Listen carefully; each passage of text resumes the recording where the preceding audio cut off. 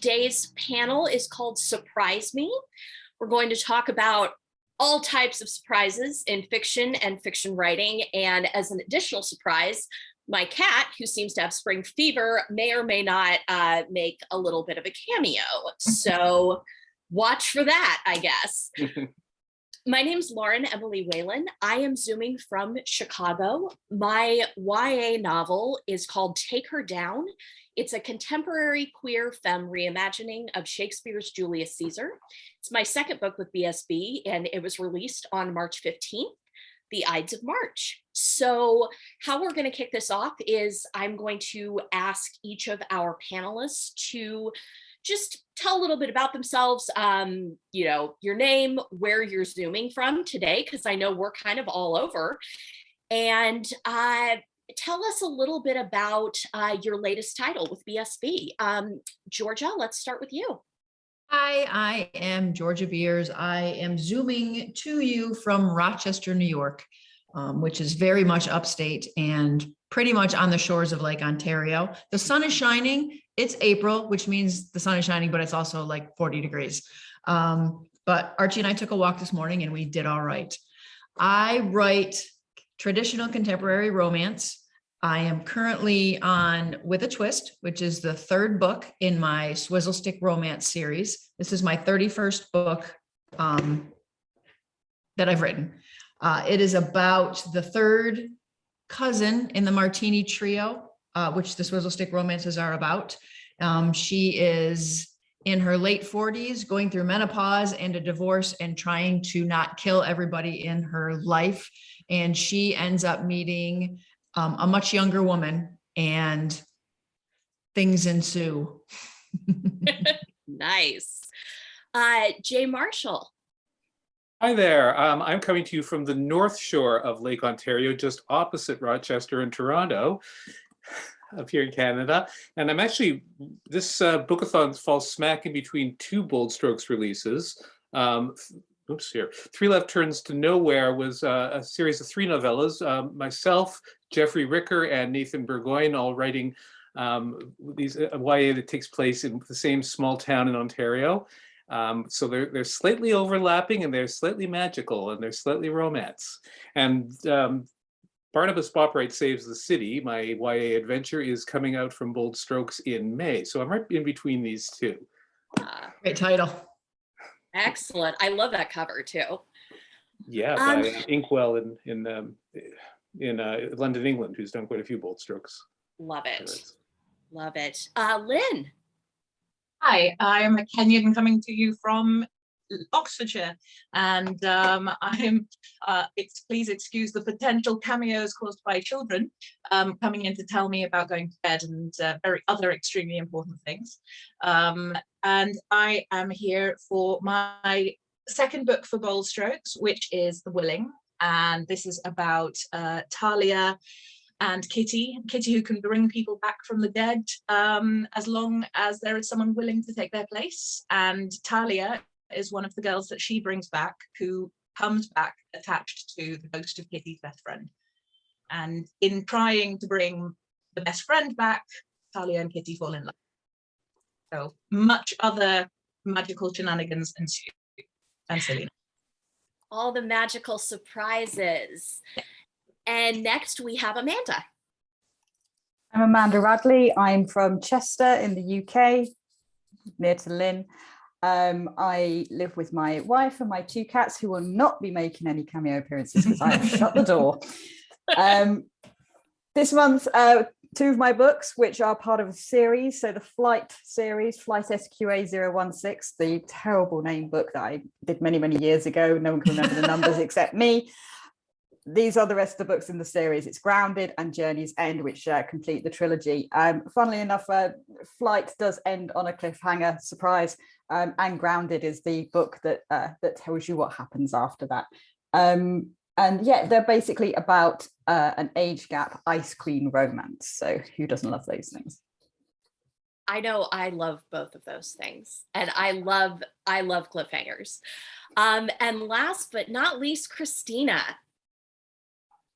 Afternoon, everyone. I guess depending on what time zone you're in. I'm currently Zooming to you from Baltimore, though I don't actually live here. I'm just here visiting my sister. I hang my hat in Chicago, where I will be heading home to tomorrow afternoon. The book that I'm here to talk about today is Something Between Us. It's my debut book. It's also hanging out here in my virtual background that my amazing brother-in-law put together for me because he is way more technologically savvy than me. Hopefully no cameos by my sister's cats. I have also locked them out, but they're pretty aggressive, so I'm fingers crossed. But Something Between Us is a second chance romance. It's about Quinn and Kirby. They're both former military. They met under Don't Ask, Don't Tell about a decade ago. They were together for a couple years before the pressures of serving in silence kind of drove a wedge in between them. Quinn ends up breaking Kirby's heart when she chooses the Navy over the two of them being together. So fast forward to the present-ish time, they run into each other at Pride. And that's just the first of many run-ins because as it turns out, they now live in the same city. They also live in the same building, and they continue to have a lot more run-ins together. And I think at the end of this day, this book is really just a story about finding your way back to the person you were always meant to be with, even when external forces drove you apart. I love that. I also love the surprise, I'm at Pride, surprise, I live in the building. So many surprises. Hi, I'm your neighbor. Hello. It was a rough few run-ins for poor Kirby. Yeah, I've had rough run-ins at Pride. I can relate to Kirby. This is the advantage of growing up in a country about 6,000 miles away from where you currently live. All your stupid mistakes are left behind over near the equator. Smart. Okay, no, some of your stupid mistakes. A few of your stupid mistakes. I also want to stress, just as a disclaimer, that we are all different. The writing process is very, very weird and very, very specific for everyone. So as we have different answers about our process and how we look at surprises, there's no right or wrong answer. It is simply what works best for you and what serves the story best. So with that in mind, we're going to kick it off with a little ongoing debate among writers. And there was actually a whole panel about this in the Bookathon, but I think it works well here too. Are you a plotter, a pantser, or a plantser? So for those watching, if you're not familiar, a plotter is basically a writer who plots everything out before they write. A pantser, it's like it sounds, they fly by the seat of their pants. They kind of write as they go and they come up with things as they go. A plantser is kind of in the middle, and I consider myself a plantser. So Georgia, how about you? What category do you fall into, do you think? Well, this is an interesting question, Lauren, because I have gone from one to the middle to this here and then back over. I am a very organized person, and I apologize. This is going to be a long story, but go for it. I'm a very organized, orderly person. I like things just so. So I started out my writing career, and I've been doing this for a couple of decades now. So that'll give you an idea of how old I was when I started this. I started out as a plotter because that's how I approach everything in life. I need a plan. I need to know what's happening. You cannot throw me a surprise party. You will not get away with that. I will know because I need to know everything. So I started out as a plotter. That worked really well for me. Then I started to meet other writers. And the thing that's weird is that all of my close writer friends are pantsers, every last one of them. And I started to think, maybe I should do that. Maybe I should try that. Let me try that. And so I tried flying by the seat of my pants, which for somebody who is orderly and needs to have a handle on everything is terrifying. So I did that for a little while. And then I found I could scoot back along the spectrum a little bit and be a plantser. So I tended to have more of my story mapped out than my friends did, but not completely mapped out. And I just discovered recently, I learn things very slowly. Let me just say that. I discovered recently that being a plotter works best for me. And so I've gone back to that. And the reason I say that is because, again, I've been doing this for a long time. My process is to sit down and I write in an application called Scrivener, which once I plug everything in, gives me a word count for each day. So I sit down in the morning and I open up Scrivener and I know exactly how many words I need to write today in order to keep myself on track for my deadline. What I discovered by plotting everything out is that I meet that word count by like 10:30 in the morning. And then I have the rest of my day. And I kind of like that. So now I'm like, if I can just map out every single novel like this, I can keep doing this. What that means is I have to take extra time at the beginning of my creative span. You know, I sit down and I say, here's the book I'm writing and it's due on such and such a day. So instead of hopping right in and writing like you would, Lauren, or anybody else who's a pantser, I take a week and I try to map it all out and I put it all on a bulletin board or on my magnetic board. Everything's on index cards because I like pen and paper. So I like to write down things and then stick them up. And the thing about index cards is I can move them all around. So if I put them in order and then I say, well, maybe this should happen over here, I can do that. And every morning I can go in and I look at that board and I'm like, where are we? And that seems to work really better for me. But like I said, everyone I'm surrounded by flies by the seat of their pants and it terrifies me. That was a really long story. I apologize. So I am actually a plantser. I'm Okay. sort of in the middle. Okay, so you get it then. I get it. No, I'm an admin in my day job, so I am very orderly all day, every day. But I do quite a bit of prep work before going in to write, and especially with my last two books that have been reimaginings of Shakespeare plays, I do have to plot to a certain extent because you're going to miss something. Yes, exactly. But I also I used to I kind of went on a similar journey where I started very much like, this has to happen here. This has to happen here. I allow a little more spontaneity in there now. And, I think, Georgia, your story's a really good example too of like how our processes change over time. And sometimes that surprises us. Sorry, everything back to the theme. Jay Marshall, what would you say? Well, of course, plotting is a spectrum like sexuality, and it's from one end to the other. If you look at my books, you might think that I'm a plotter because I'm very plot heavy and very specific, and things are dropped in place and then land, 6 months later exactly where I want them to land, apparently. But I think I let my subconscious do that more than writing down on paper. Every time I've tried to plot the whole book out, I get about 2 chapters ahead and then I hit a brick wall. So I know when I go into a book, I know if it's going to be a book or not. I say, okay, I now have enough. I have the character, I have the setting, I have the feel, and I know at some point the character is going to meet this person and there's going to be an explosion of this, and then I know pretty much where the book is going to end. And often those turning points are more emotional turning points than I know the specifics. Like, in one of my books, it was I knew that the main character's romantic interest was going to get arrested, and I wrote the whole thing. I said, well, that's not enough to get arrested for, and so I had to redo that. But I knew that there was this big moment coming. So it's plotted in the sense that there's an emotional map and there's a kind of a beat map, but filling that in is more of a seat of the pants thing. Nice. How about you, Krystina?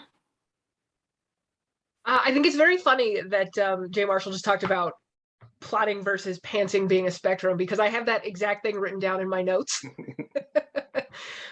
Because I think that I'm a plantser, but I lean more towards the plotting side of it, because I like to start without a lot, right? I start with a meet cute in my mind. I have like pictures of characters in my head, and then I kind of like think about the characters, and then I just start writing because I want to get to know them, and I find that like writing them and like writing up to their meet cute helps me get to know my characters a little bit. But then I start to panic because I don't know what comes next, and I just have this like fear that seizes me that I'm not going to be able to figure it out. So then I go into an Excel worksheet and I just start typing down all the different things that I think could possibly happen. And then it's probably more like the emotional beats that I hit, and I fill a lot of the middle in, but at least knowing kind of what that next hurdle is and where I'm trying to build towards makes me feel like I at least a little bit know what the hell I'm doing, and not that I'm just like blindly writing thousands of words on a page with no direction. I've often heard, and now I relate to it myself, that once you're done writing a book, you completely forget how you did it. And yeah, once I heard that, I was like, that's a little too real. So yeah, I'm always comforted when I hear other authors going, you know, I have to do this so I remember what the hell I'm doing. I'm like, oh good, I'm not the only one. Lynn, how about you? So I'm actually going through, I think I started as a complete answer. I think I sort of dived into writing my very first book, not one with bold strokes, but I just sort of dived in, and by the end of it I had a tangled mess of like 3 stories. Should have been 3 separate books, but by the time I got to the end of it, I was so attached to the relationships these characters had, I was like, nope, you're stuck like that. Sorry. But I have more recently, so as I sort of learned on the job, as I learned through writing, I've learned a lot more about story structure and a lot more about beats and sort of how narrative actually works. And so now I feel like there are certain things that I feel are much more essential to me now. So working out, you know, the conflict and the motivation and what's going to drive the story, I have to have that. But I have only ever had one book that did not surprise me as I was writing it. So I've only ever had one book that I knew exactly what was happening from start to finish. And every other one I've been writing and going, what? No, I'm not supposed to do this. So I now have that in my mind. Well, I'm going to know the outlines, but then if I can't figure it out, I'll write until I get there, and maybe I'll figure it out by that time, which terrifies my writing partner. We sometimes work on other things together. They just like look at me and go, stop it, you cannot, no, you have to have everything laid out. I'm like, yeah, but I don't. I can't. Just doesn't I am with your writing partner. I so envy those of you who can just sit down and trust the process. I think from painting as well, there's a certain stage where you have to hate your art. I heard someone doing a lecture on oil painting, and it's like, there is a stage where you're going to hate it. That's fine, keep going. That's legit. Yeah. That also makes me feel better, because it's one of those where I was like, am I the only one who hates my book at some point? And I guess not. And then when you read it back, you're like, oh my God, who wrote this? It's all right. Right? It suck. Who took over my brain briefly? So Amanda, plotter, pantser, plancer? I'm a plotter. When I first started writing, I was a pantser. When I was writing fan fiction, I had a very, very long commute, and I'd sit on the train and I would basically write a chapter of a story and upload it, fan fiction. And I had no idea what was happening, and I didn't care, because I was literally trying to waste 45 minutes a day and irritate whoever was sitting next to me who was trying to read what I was writing. So that was my goal. I didn't care. And then I started thinking, no, I should try and write these books. So then I'm very efficient. I've been a consultant for years. I've worked in management consultancy. So like Georgia, need a plan. So for me, it was about really, really plotting every single aspect out, and knowing going into it, because I'm efficient. I'm not going to start something and then think, oh, I've just wasted 3 days writing down a dead end. I want to know that I've got a beginning, a middle, and an end to a story before I begin. So then I started outlining, and I outlined to the point that when I begin writing, my document has about 10,000 words in it already, because I literally know chapter 1, this will happen, everything that will happen, even what people are thinking or feeling. And I go through the entire process. But occasionally I completely lose my mind and think that I can be a pantser. And I get about halfway through and I think, does this have to happen? No, I'm creative. I've written over 20 novels. I can just, and sometimes I do go off and I write a different ending and it works. And then I get confident and cocky. And then next time I think, well, I don't need to pants nearly as much. And then I really have to lean back into plotting for the next one. So just occasionally I do completely lose myself and think that I can do it, but I know in my heart of hearts I must. But I have a deadline now that I must reach. So that book is completely mapped out in every sense, and I know roughly how many thousand words every single chapter will be. Like Georgia, I have a deadline that I have to write every day. I write in the morning because I know me, and I don't do it unless I write in the morning. So I'm extremely well organized as long as I'm behaving myself. So yeah, we are all across the board. You know, I like what Jay Marshall said, like sexuality, it's a spectrum. And thank you, everyone. So kind of to segue into this, and I realize this is a very weirdly worded question. Do you plan for the unexpected? And that could be something like an underdog character, a plot twist, a cliffhanger, any sort of surprise in your story, or does it just happen? Krystina, we'll start with you. I think it's a little bit of both for me. So in Something Between Us, one of the parents ends up in the hospital. And I have been planning that the entire time. Like the hospital thing was definitely going to happen. I was kind of like writing towards it because it's a pretty big point towards the end of the book. And then I got there and I was like, wait a second, I should actually change this and make it the other parent, which I think actually flowed a lot better. So I've been planning a little bit of a twist, and then I completely just changed it up once I got there. On the flip side of that, I've also written some of my early reviews that people were surprised by the background of one of the two characters that comes out late in the book, which I definitely planned it the entire time. I was a little surprised if people thought it was a bit of a plot twist, but either way, I planned it out. So I think I kind of go both ways. And even when I plan, still sometimes things change at the end or in the middle. Great. Georgia. I think you have to expect the unexpected. I mean, this is a job where you can plot things down to the very last sentence, but there's always the possibility that, as Krystina said, you're going to be zipping along and think, but maybe this would work better. You know, I mean, it's part of the game. It's part of the job. So I think while I do tend to be a little bit freakish about having control over where everything goes, I like to tell people that I don't get writer's block because I don't allow it, because I'm the boss. And so I'm going to make these people do what I want them to do instead of waiting for some creative lightning bolt to hit me. But I do think there's always an element of something popping in that you weren't expecting. And I think the mark of a good writer is how you deal with that, whether you go with the flow or you push it out and block it away. I think you have to at least have the wherewithal to entertain the idea of something maybe you didn't plan on. Yeah, to an extent, you kind of just have to stay open-minded. Yes. In the process. Amanda. Yeah, similar to Georgia. I mean, I do plot rigidly, so I know I have a story. I know I have a story that works. I know I have every element. If someone needs to be redeemed, they're going to be redeemed. If people need to come together at a certain point or have a conflict at a certain point, I have all those elements. But what I generally try to do, I generally try to write a certain number of words a day, and it just happens to be that that's about a chapter. So what I do is I will write that chapter and then finish up, and I will read my little outline of what the next chapter will be for the next day.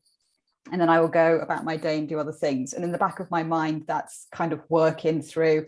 And I'm either thinking about how that is going to happen, or suddenly, you may have a different idea. Like Krystina said, you may suddenly say, well, hold on, why is it that person? And in Journey's End, there's a little bit of a mystery in Journey's End about somebody who's suspected of doing something, and it's like, who is it? And it wasn't until I was about 3/4 of the way through the book I changed my mind and decided it would be way better if it was someone else. So yeah, you have to be open to the idea that potentially when you get to that point, you start thinking about it. Yes, maybe you will come up with something else, and you have to be open to that.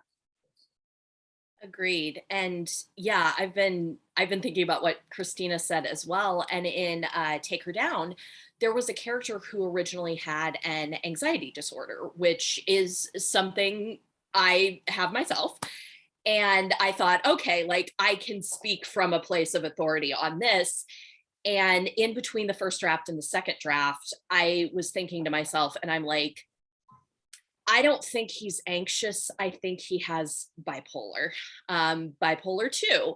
And it was a little scary because I was like, I know people who have bipolar 2. I don't know much about it myself. And I feel like I've seen it portrayed really badly. And I was just like, I don't want that to happen. So a lot of my friends were very generous and talked to me about their experiences. And I recently heard from a reader who has bipolar 2 and says, you got it right, which was great. And which was something that, I didn't expect for this character. And just like you all said so far, just kind of went with it because sometimes you have to. So Jay Marshall, how about you?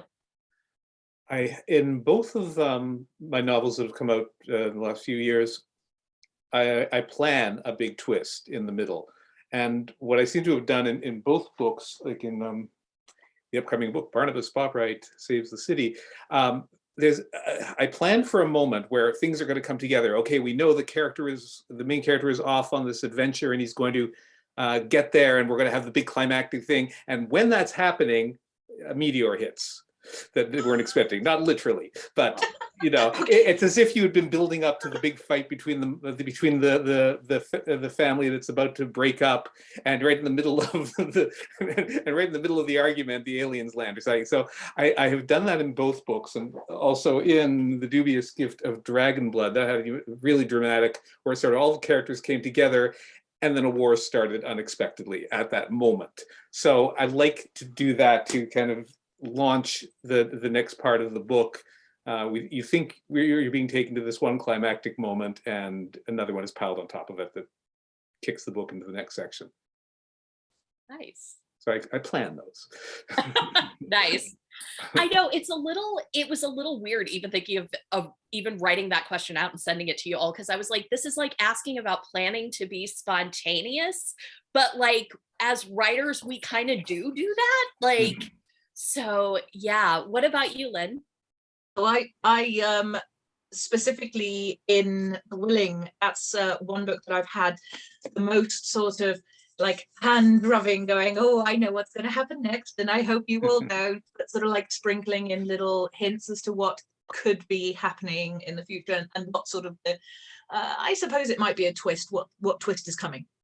And so I guess there's planned surprises, but also I do plan because I know my characters are going to surprise me, and I know at some point one of them is going to turn up and say, oh yeah, by the way, because in fact when I wrote the first draft of this, because I tend to write multiple drafts of books, I was writing the main characters having a discussion, and in the middle of that they suddenly started talking about the kiss that they'd had the previous day, and I was like, what?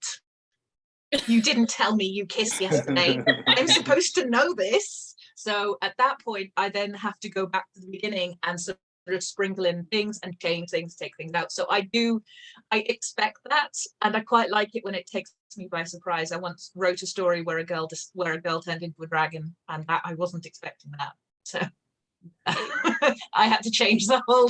Like I had to change a few bits further upstream before that was allowed to happen. I was like, okay, you can have the dragon, but I'm going to have to go and do a bit more work now. So I know it's going to happen, and I know I can sort of work around it, but I also plan to include surprises for the audience. Hopefully, always a dragon. Yes, always add the dragon. That's going to be like, that should be on a t-shirt. Just say yes to the dragon. I'm going to get that. Say yes to the dragon. Although I grew up in the 90s, that means something very different, I think. It's a drugs reference. Oh, okay. Oh yeah, okay, yeah. I just got the drug reference. Yeah. Maybe don't say. Not always. A big scaly dragon, yeah, great. Yeah, scaly dragons, good. Drug reference dragon. Yeah, maybe consider maybe. Yeah, maybe not. Depends on the audience. So thank you, Lynn, because that's a really good segue into my next question. And we touched on this a little bit, but has a character or plot point ever surprised you, the writer? And I know some of us like talked about that a little bit, but and can you tell us a little bit about that? And if, you've already talked about one, was there another one that, surprised you? Maybe another unexpected dragon. So Amanda, I'm going to start with you. No, I'm really boring. I don't, my characters don't speak to me because I have just whipped them into shape. They know what their job is. I've told them at the start and that's it. And I don't have time to be, going off and being a dragon. And I'm a contemporary romance writer, so I would have to do some serious world building, which I'm not good at. But no, I don't really. Now and then, as I say, in that period after I've written a chapter and I'm thinking about the next, something may pop into my head, but I'm very aware that I'm guiding that process. There's no other being sort of like inserting itself into my brain of creativity and saying this is a good idea, which would be lovely. I would love that. That would be so helpful. But unfortunately, no, I don't have that. It's just it's all quite rigid. And if there are any surprises, they're quite small away from the plot that I've already figured out. They might be, sometimes changing the identity of someone, it won't be this person, it'll be this person, but the same thing was going to happen. It's just slight differences, but massive, big sort of groundbreaking changes, or a character saying, no, that's not me, this is me. Unfortunately, that never happens. Nothing wrong with that. I mean, you've written a lot of books, so I mean, it's what you're doing is working for you, which is great. Krystina. Well, I've only written one. Well, I guess I've kind of written two books. I've only published one book, and the other one is still in process and preparing to go to my editor. But in the first one, other than the one that I already mentioned about the switching the parents, honestly, I was really surprised. I have a subplot in Something Between Us that's with the condo association, and when I started kind of writing this book and planning it a little bit, I thought this was going to play a really big role in like the interactions that the two main characters were having. And then as I got into it, I just thought that it didn't work as well as in my head it was going to. And so it still's in there, and I think it still's interesting, but I definitely trimmed it down, and I was very surprised at how much I didn't write about it, even though I really thought that it was going to be kind of a main plot driver in the entire story. So that was kind of the only other surprise that I could think of, in the fact that I'm still relatively new. Nice. Georgia, our other big plotter. As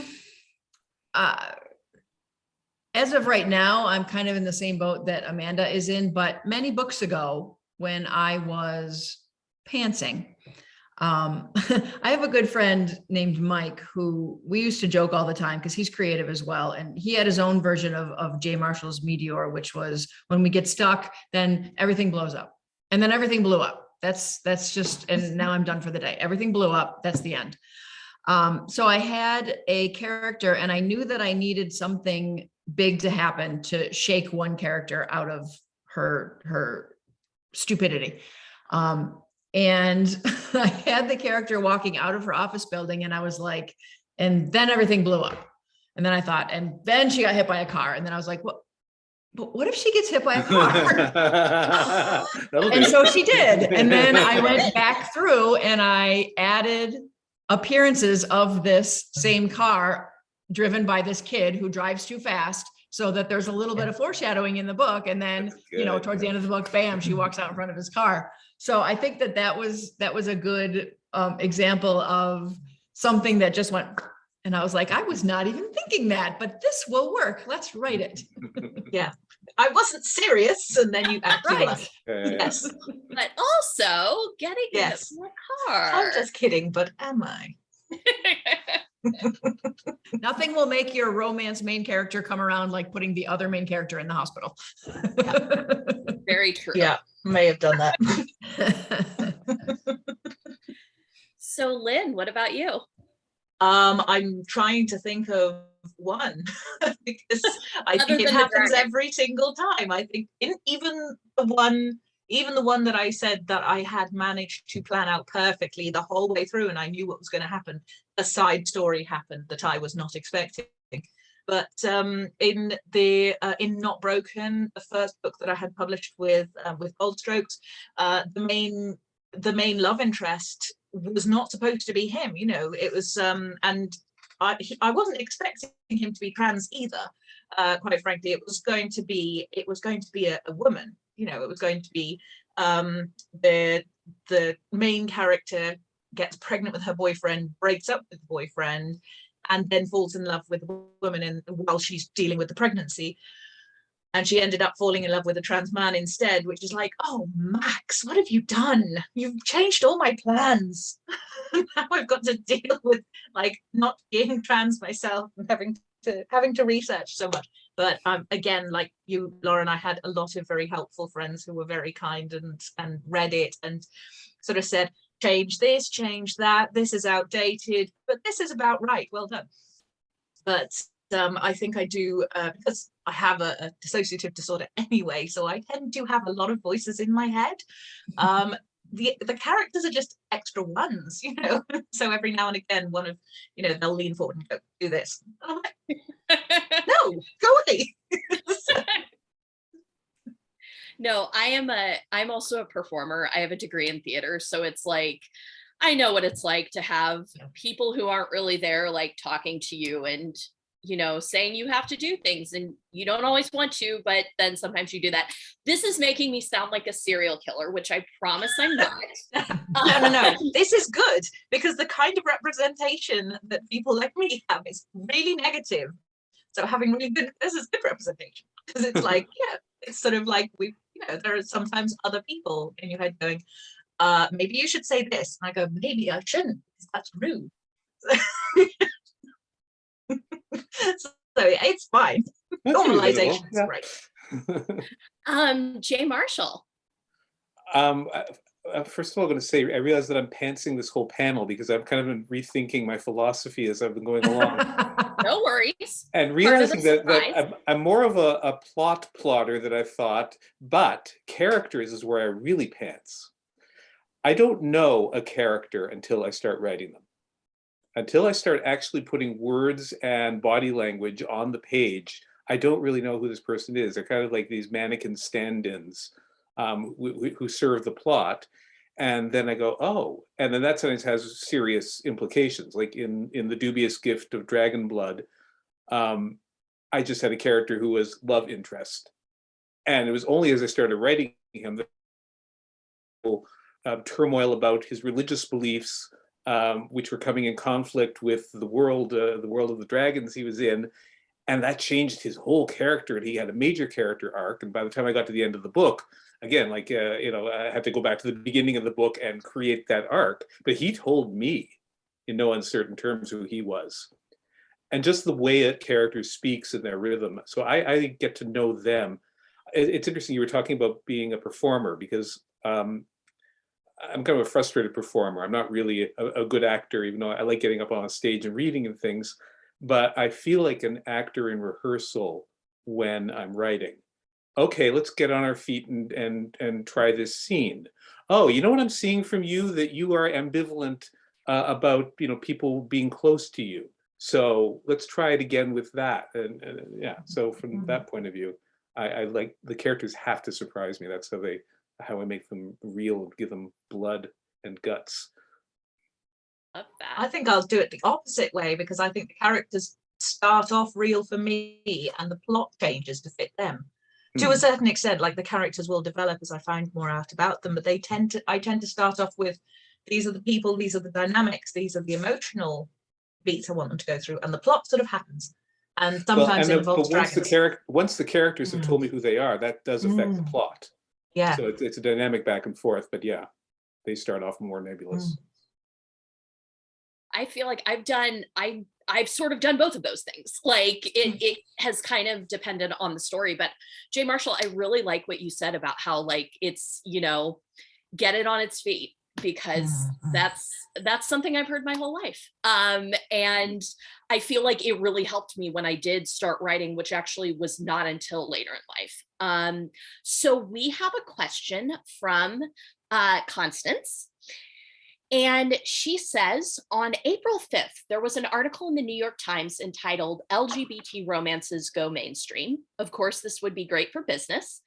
My question, how will this trend affect who you write for? I always feel close to your work because you are writing for me. How will the expanse of the audience affect your work? So that does tie into our surprise theme. I know Sandy from BSB posted in the chat an article from the New York Times where our own Radcliffe was quoted. Yeah, let's go around and talk about that. Georgia. It's interesting. When the article came out, I read it, and I had a couple of my straight friends send it to me because, they were all, hey, look, this is good, right? And I think that my first initial reaction was irritation because I've been doing this for 20 years and mainstream has not noticed my work. But now we get some mainstream companies who are starting to understand that they could make money. Now it's a big deal. So I had to let that settle for a little bit and then push that aside. And I think I don't know Rad's exact quote, but Rad said something to the effect of, if that brings people looking for LGBTQ work and they stumble across us, that's just more business for us. So ultimately it will be a good thing. As for expanding the audience, I don't think I would write anything any different if the audience is bigger. I'm still writing sapphic romance. I'm still writing love between two women, and I'm not going to change that because some straight people or some straight men or straight women. I mean, I have straight men and straight women who read my books now. So I don't feel like it's just going to be a bigger section of the people who read me now. So I don't think I would change anything, honestly. I don't know why I would. No, same. I started writing in part because I didn't see a lot of bi characters in anywhere. And when I did see it, there was a lot of shaming. There were a lot of stereotypes. And, thankfully BSB and my debut publisher, took my weird little bi stories and were like, yeah, we'll put these out there. And I'm starting to see more bi representation. So yeah, it's just kind of like, if you find my book, that's also cool. Yep. So, I'm just going to kind of open this up. Like, who has thoughts? Yeah, I do. Go ahead. Go for it. Thanks. I think the reason that it's becoming popular is because of all the people who've been writing it all this time. It's the gradual slow build. It's Georgia putting 20 years of work in. It's not going to be that someone's gone, hey, I've just had this idea. It's the fact oh that my there's God, a huge... people exist. Yeah, they exist. They write books and everything. It's incredible. I think the fact of the matter is that it is an industry that works. It's an industry that has supported publishing houses for a fair bit of time. There's a lot of work. There's a huge back catalogue in our industry. And the fact that other people have now found it just means that it's going to get bigger. I don't think it would mean that, I, like Georgia, I wouldn't be changing what I write. I write what I write. If I wanted to write something specifically mainstream, I would be writing something different. If I want to write what I'm writing now, and it happens to reach more people, then, I'm going to stick with the formula. And I think most people would stick with the formula because that's the reason why it started to grow. So I think it's great news. How much of it's true or a really good New York Times clickbait article is another matter. But I don't think anyone's going to want to do anything different. I think if you wanted to do something different, you're going to miss the boat if there is a boat to catch.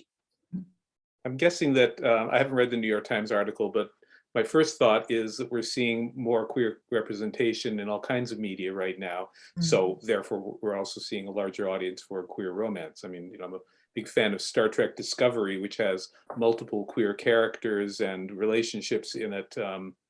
So, it's coming to Star Trek. If that's becoming more mainstream, then why shouldn't queer romance become more mainstream? Queer action figures like the Old Guard become more mainstream.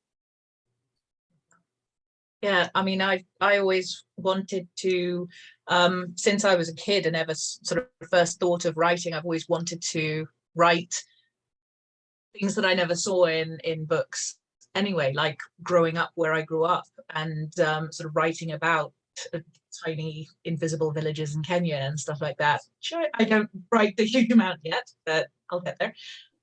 But mostly I'm now writing for my my children. You know, a lot of the time I'm writing for my like queer 11-year-old who's, you know, I'm currently knitting them a non-binary jumper and stuff like that.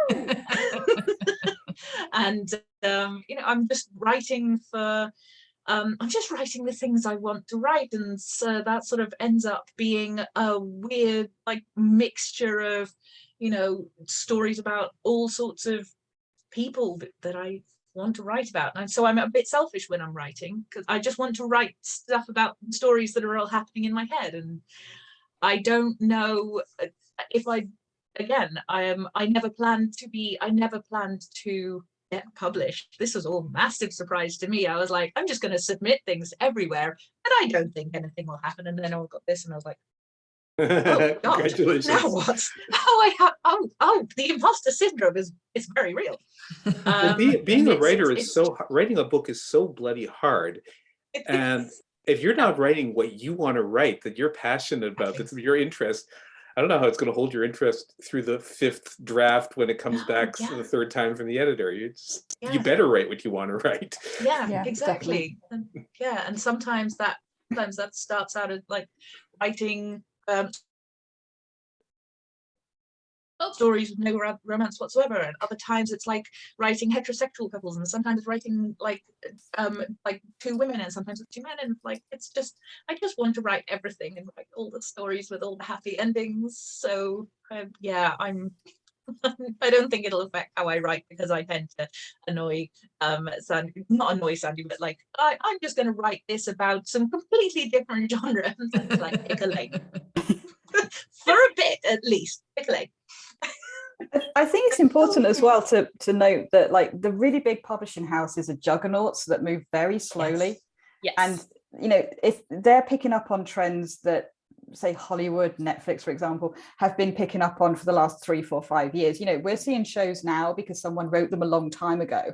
And the publishing industry, you know, not our part of it, but the wider publishing industry, the big mainstream publishing houses, they're slow. They take a very long time.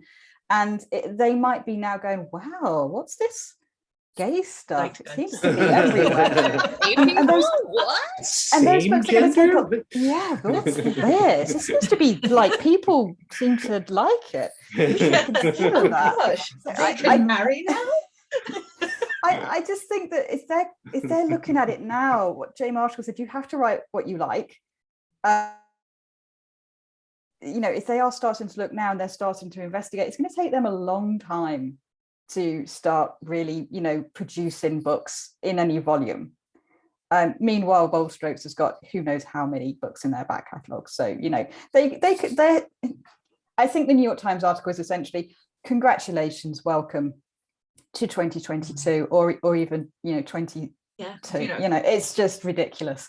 2019, and hopefully, you know, it all works out for them. But I think in the meantime, there's a huge amount of other people, lots of other publishing houses and indie authors who have been writing this for years. So, you know, congratulations on, you know, reaching the modern age. Finally catching up. Yeah, but in your death throes, but. Well, we are at time. Thank you, everyone. I think this has been a really great discussion. Thank you to everyone who tuned in. Thank you again, everyone. This has been really great, and I hope everyone has a good rest of their day and a great weekend. Happy writing. Thank you, Lauren. Thanks, everybody. Thanks, Bye, everyone. That was great. Bye.